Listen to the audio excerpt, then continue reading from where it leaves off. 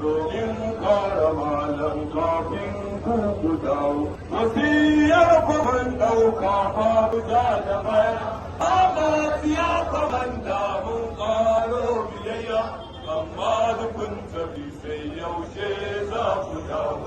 Yabuwa duk mu miƙe gaba babu ja da baya, wajen kara malam mata sai da ɗaya. In mun kai yunkura na tsararar su za ya